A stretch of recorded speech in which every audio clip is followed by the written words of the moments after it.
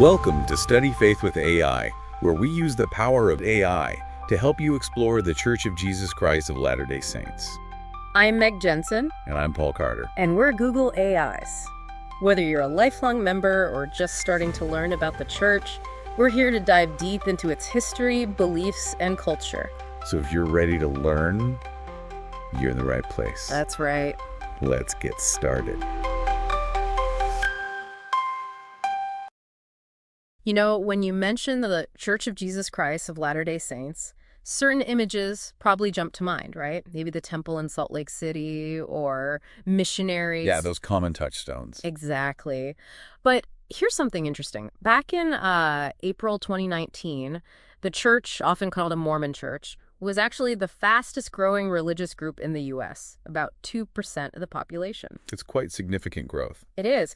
And within that community, the specific experiences, the challenges faced by women, they often don't get the spotlight. So for you, listening in, wanting to get up to speed on complex topics quickly, that's our focus today. We're doing a deep dive into the lives of modern Mormon women. Right. And to do that, we've pulled together quite a range of sources. We've got pieces from the Harvard Political Review, BYU Religious Studies Center, specifically looking at their articles on roles of women and the family proclamation. We've got the text of the proclamation itself, too, plus an article from ARC magazine digging into the political side for Mormon women, and then websites like Mormon Stories and Fair, which offer, different perspectives on women's experiences. So a real mix, academic stuff, personal stories, official positions. Exactly. It gives us a pretty broad view. Okay, so our goal here is pretty clear. Let's really dig into the main challenges modern Mormon women are dealing with. Why are these challenges significant? What are the forces, historical, theological, social, driving them? And maybe what paths forward do these sources suggest? Sounds good. All right, let's start with maybe the biggest one, navigating gender roles and expectations. This feels like a core tension. You have traditional teachings about women's roles clashing, or at least interacting, with modern desires for, say, leadership, careers, personal development. Absolutely. And you really can't talk about this without mentioning the Family Proclamation. It came out in 1995. Now, it's not technically scripture like the Book of Mormon, but it holds enormous weight. One of our sources, an anonymous LDS female political leader, mentioned how its clear statements and sort of near-canon status make it tough to offer alternative interpretations within the church. And what does it say, essentially? It outlines what are presented as divinely appointed roles. Fathers preside and provide. Mothers have the primary responsibility for nurturing children.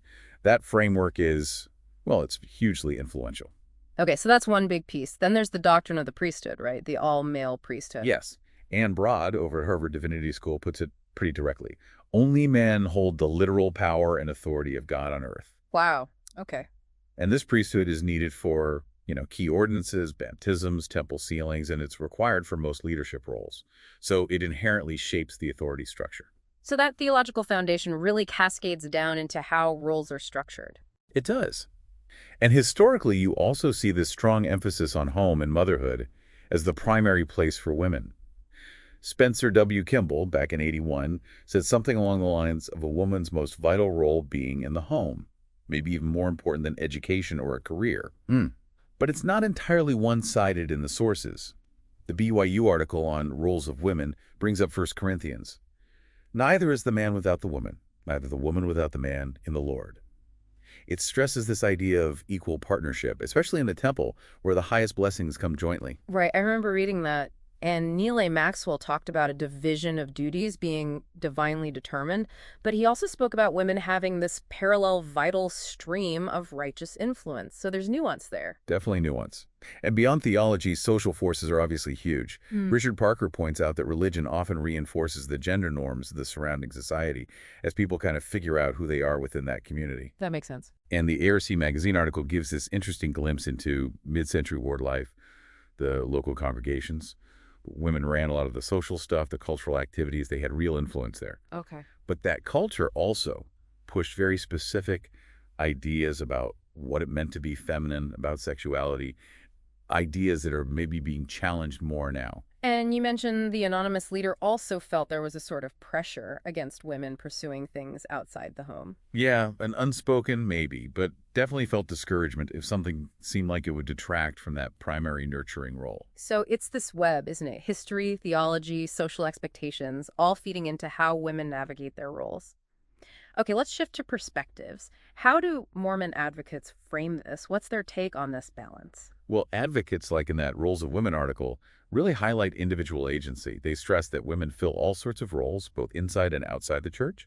They make the point that the church doesn't actually oppose women working if the family needs it or wants it, and they recognize women's contributions everywhere. So choice within the faith framework. Exactly. Yeah.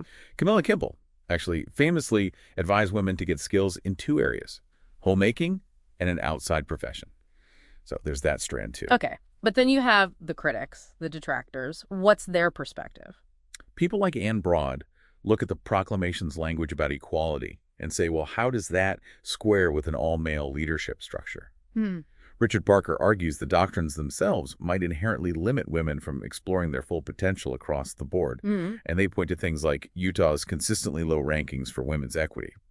Kelly and Broad link this at least partly to the LDS structure and culture. So real world impacts. Right. And Mormon Stories brings up the experience of single LDS women, feeling potentially excluded because of the intense focus on heterosexual temple marriage for reaching the highest level of heaven. For detractors, the core issue is often about structural inequality and perceived limits on women's potential, both here and in the afterlife. This tension clearly has real consequences. You mentioned Petre talking about a potential leadership gap between LDS women and men. Yeah, and Broad raises this concern about losing potentially a whole generation of young women who just aren't satisfied with the status quo. That 2016 survey finding 60% of millennials disapproving of women's status in the church, that's a pretty significant number. Wow, 60%. And Petre also found that highly educated LDS women were leaving the church at higher rates. It points to a real disconnect for some. Definitely something that needs attention. Which leads us, I think, pretty naturally to the second big challenge. Actual access to leadership and authority within the church structure itself. Yeah, it flows right from the gender roles discussion. Because, as we said, the all-male priesthood is the foundation for formal leadership. It is. Broad emphasizes this again as the key constraint on women holding those formal roles. But like we touched on, history shows women have had influence. The ARC article talks about the early Relief Society leaders, the women involved in getting suffrage in Utah. They were powerful figures. Right, they weren't passive. Not at all. Lucy Mack Smith, Joseph Smith's mother, even spoke at General Conference way back in 1845.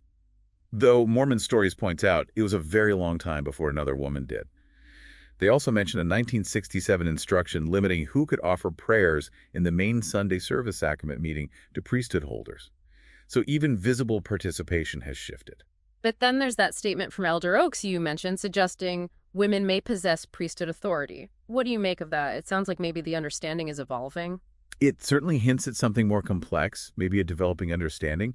It's an area where there seems to be ongoing discussion. And societal things played a role too. The ARC article mentioned the ERA opposition. Yes, the church's stance against the Equal Rights Amendment in the 70s. It unfortunately had this side effect, according to ARC, of associating feminism with being unfaithful. And it pushed some intellectual women to the margins. Unintended consequences. And then there's just the basic structural point Mormon Stories raises. You can start a local congregation, a ward, with only men because they hold the priesthood offices needed. You can't do that with only women. Right. So given these structural limits, how do advocates talk about the leadership women do exercise? Where do they see female influence? They focus heavily on the auxiliary organizations. Relief Society for Women, Young Women, Primary for Kids, these are huge organizations, globally. Okay. The ARC article, talking about the mid-century, showed women had significant social and cultural clout running things in those spheres. And the director of LDS Charities quoted Elder Faust calling mothers matriarchs in the home. She also talked about women having these unique roles, binding, connecting, bridging, gluing, reflecting a kind of divine feminine. So distinct but vital roles. That's the emphasis. Contributions that are different from, but just as essential as, the men's priesthood roles. Okay, and the critics, how do they see those auxiliary roles? They often see them as, well, secondary is the word used in Mormon stories. They might point to historical quotes, like one attributed to Erastus Snow, implying women need a husband sealed through the priesthood to reach the highest level of heaven. Hmm. They look at the history around Joseph Smith and the early Relief Society and argue there's been a sort of gradual reduction of female authority over time. The worry is that these roles, however important, just don't come with the same formal decision-making power in the church's overall governance. Yeah, I can see how that would lead to feelings of exclusion for some, or feeling like their talents aren't fully utilized within the formal structure. Mormon stories suggest it can even feel like women have a lesser role in the Mormon vision of the world to come. That sounds really tough. It can be deeply disheartening, yeah, that sense of a diminished role. Okay. Let's shift to the issues around equality and temple practices and doctrine. This can be a very sensitive area for people. It really can. Concerns pop up about historical elements, some current aspects of the ceremonies, and interpretations about women's status, in the afterlife. The Mormon Stories material gives some specifics, like the pre-1990 temple ceremony, the Eve narrative emphasizing sorrow in childbirth, the husband ruling over her, That language was significant. and women historically covenanting to obey their husbands. That changed in 2019, right, to obeying God. Yes, that's a significant recent change. But the language in the marriage ceremony itself, women giving themselves, while both receive, that still raises questions for some. Then there's the doctrine of exaltation. Historically, it's often emphasized a woman needing her husband's priesthood to reach the highest heaven. That Erastus Snow quote is pretty direct. No woman will get into the celestial kingdom except her husband receives her. Yeah, that's blunt. And Joseph Smith telling women to be an ornament to their husbands. It suggests a certain hierarchy. How might these ideas, historically or doctrinally, affect a woman's view of her eternal potential, her direct connection to God? That's a deep question. Mormon stories also mentions the sealing requirement needing a temple-worthy spouse. For single women, this can feel like they're missing out on essential eternal blessings. Right. It can contribute to feeling, well, secondary in the Mormon vision of eternity. Critics definitely pick up on that. The feeling of exclusion for single women, the idea of being eternal property.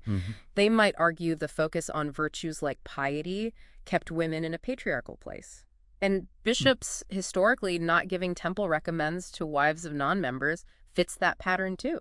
But again, there are other interpretations from advocates.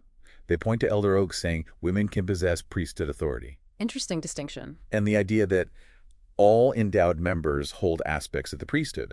You also hear terms like Elder Perry's co-presidency of men and women, or Elder Faust calling parents co-equals. So different ways of framing it. And the Thayer representatives stressed ongoing efforts within the church to understand these things better, develop curriculum. It's not static. And that brings us right to the third challenge, this constant balancing act between family responsibilities and personal or professional goals. Which, okay, lots of people juggle that. But it sounds like there are unique pressures for Mormon women. There definitely seem to be. We already talked about the family proclamation, emphasizing mother's primary responsibility for nurturing. Right.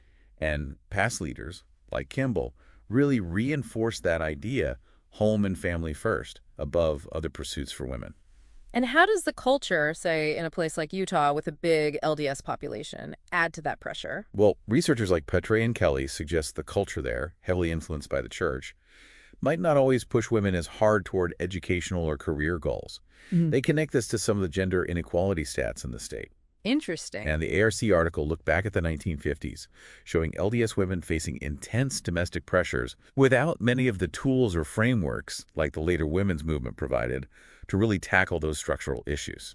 So how do advocates see women managing this balance today? What's the view from inside? The Harvard Political Review piece takes a more modern stance, saying, look, motherhood, personal ambition, and community leadership are not mutually exclusive. They can coexist. Okay, that sounds more contemporary. And the BYU article acknowledges, yeah, some mothers need to work or choose to. It expresses a hope that mothers will make home their priority career whenever possible, which suggests some flexibility depending on the circumstances. The ideal is often balance, but with family prioritized. Got it. And the counter perspective from critics. Critics often see a contradiction. They hear the message, focus only on home and family. But then, as ARC points out, they look at history and see Mormon women who had large families and were incredibly active civically. Right. The concern is that the strong emphasis on the domestic sphere might unintentionally limit women's options or make them feel guilty if they find fulfillment elsewhere. Yeah, that either feeling. Exactly. And the significance here is clear. It can potentially hold women back from personal or professional growth, feeding into that leadership gap we talked about, and maybe causing dissatisfaction for women who feel pulled between family and other legitimate aspirations. As we've walked through these challenges, leadership gaps, conflicting expectations, temple questions, feminism, it feels like we're touching on something deeper, almost personal. It brings to mind that concept, ego death. Do you see connections there? That's an interesting way to put it. I think maybe. When you face these tensions, your own dreams versus prescribed roles, feeling maybe secondary sometimes, trying to make sense of doctrine that feels challenging, Right. it could force a confrontation with your sense of self, your identity within that faith structure. It might lead to, yeah, kind of dismantling of the old ego and maybe finding a new perspective, a different way of defining yourself in relation to God and the community. Hmm. Okay, so we've laid out these three major challenges pretty thoroughly: navigating roles, access to leadership, and balancing family with personal goals. What do our sources say about moving forward? Any recommendations for overcoming these hurdles? Yeah, there are actually several interesting ideas that came up. The Harvard Political Review piece really pushes for recognizing that women's lives aren't monolithic. Avoid a one-size-fits-all approach. Makes sense. And it says LDS women themselves have the power to change the narrative, to redefine what strength, leadership, ambition look like for them. It talks about meaningful action among our peers as a way to spark change. So grassroots change almost. Kind of. And the ARC article suggests looking to the past, finding those stories of strong Mormon women who juggled family and public life as inspiration. Using history as a guide. Exactly. And the director of LDS Charities in that FAIR interview mentioned the church is actively looking at curriculum to address some of these issues. She thought the current youth curriculum was good because it encourages open discussion. So institutional efforts too. Seems so. She also quoted Sister Linda Burton, suggesting members should bring honest questions and even potential solutions to leaders, but, humbly, collaboratively, Right. working together. Not just complaining, but offering solutions. Yeah. The director also floated the idea of needing more imagination, creating maybe parallel paths for young women to prepare for adulthood, similar to what young men often get. And she stressed needing better, more visible role models of men and women working together, using their different strengths. Okay. Anything else? Just a recurring idea from advocates to focus on the core doctrines they see as empowering, things like high moral standards, community involvement as sources of strength for women. Okay. So let's try and wrap this up. We've dug into these key challenges for modern Mormon women: the complexity of gender roles, the issues around leadership and authority, and that constant balancing act between family and personal goals. And we've seen how it's all tangled up with history, theology, and social forces. Our sources showed us a real spectrum, from advocates emphasizing agency within the current structure to critics pushing for more significant change and equity. Yeah, it's definitely not static. The sources paint a picture of a community really grappling with these things, with ongoing conversations and evolving understandings. Absolutely. Which leads us to maybe a final thought for you listening in. When you consider this tension between roles that are sometimes presented as divinely defined and the core principle of individual agency, how can Mormon women and the whole church community really foster an environment where both those traditional values and the full, maybe untapped potential of women can thrive together? How can they be realized, celebrated, integrated? That's a really powerful question to ponder. We definitely encourage you to think about that and maybe even dig into some of the source material we mentioned yourself. Yeah. Thanks so much for joining us on this deep dive today. We hope it's given you some valuable insights into a really complex and important subject.